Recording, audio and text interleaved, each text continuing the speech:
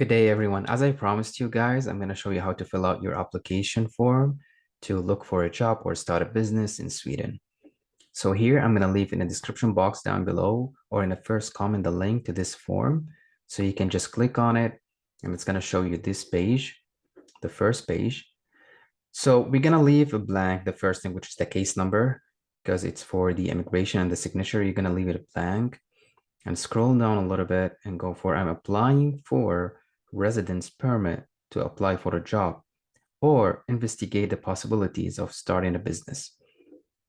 So for the period of, let's say, 8 months, because the maximum, as I mentioned in my previous video, um, only 9 months. So you can go for 8 months and starting date, let's say, the 1st of January 2023, because the processing for this application, it might take probably 2 or 3 months. So let's say that you apply tomorrow, which is the 10th of August, and that means you need 3 months or 2 months processing times, pretty close to November, October. And I don't think anyone would just, travel or have any plans around Christmas or the New Year. So it's not going to be logical. I highly recommend you to put January or February of 2023. And then we're going to start with the first question, which is the personal details, the surname, which is your last name, previous surnames, if any, and the first name, of course, the date of birth, the year, the month, and the day, and then the citizenship, the previous citizenship, place of birth, country of birth, native language, and if you speak any other languages. And then if you were married, single, divorced, widow, and the sex is male or female, it's pretty obvious and smooth here. So it's not really complicated. And the passport details, absolutely 99% of you guys have the national passport. Or if you have any other passport, you can mention the passport number here.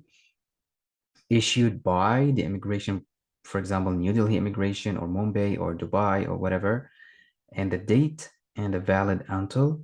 And then if you have any permit to live, like a resident permit, like in Dubai, if you are from Nigeria and you live in Dubai, you have to provide your ID number. And if it's valid for the next 2 years, 3 years, absolutely must be valid, at least for 1 year. And your contact details, which is your address, where you live or where you reside, your email, your telephone number, and any planned address in Sweden. What you can do, you can just make a reservation through Airbnb or booking.com, and then you can provide the details here, the address and the phone number of the landlord or the hotel, whatever. Just provide all details. Just make a booking without paying anything. And when it comes to financial support, as I mentioned in my previous video, that you need a bank account, which supposed to be covering all your stay. Like, for example, if you're going to stay for 8 months looking for a job or setting up a business, then you should have enough funds for that, right? As we talked before, you need to have at least like 700 or 800 euros per month to spend for rent and groceries and transportation or any other things that you might spend during your stay. Just calculate that and multiply by the number of months that you're going to stay in Sweden, and then just deposit that into your bank account. And then they're asking you if there are any other intent support yourself,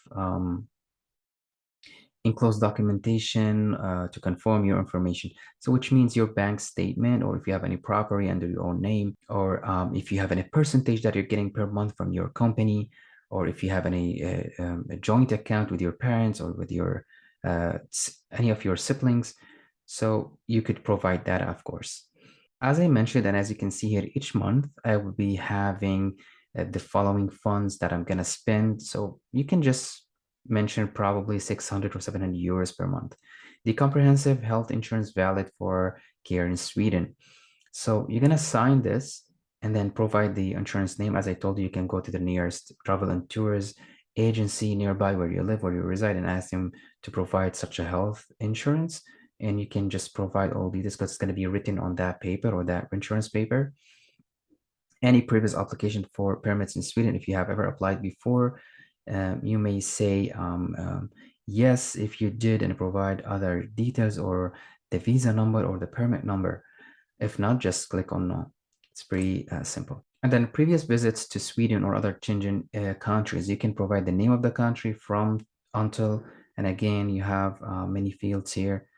It's more than enough. In previous studies, what's your highest education and the number of years, graduation year, and then the university level and the name of the university, the number of years as well, and the graduation year. Vocational education as well. And here the future plans. And I highly suggest you to make another separated paper which talks about the future plans. Like, I'm gonna go to Sweden. I feel like my career is gonna thrive there. It's in a high demand career. My business is gonna be successful because I'm gonna start in the capital and then I start hiring people or start marketing campaigns to see if it's possible to have another branch in another city. Make something genuine, make something real. Talk about your real plans, and that's gonna convince the immigration department or officer to give you the visa. 100% this is crucial, and you have to make a professional letter about that. And you can just mention here the headlines and in details on a separated paper. That's my advice for you guys. And then what do you plan to do if you do not find a work or a business in Sweden? Just mention that it's Sweden. I'm gonna leave Sweden.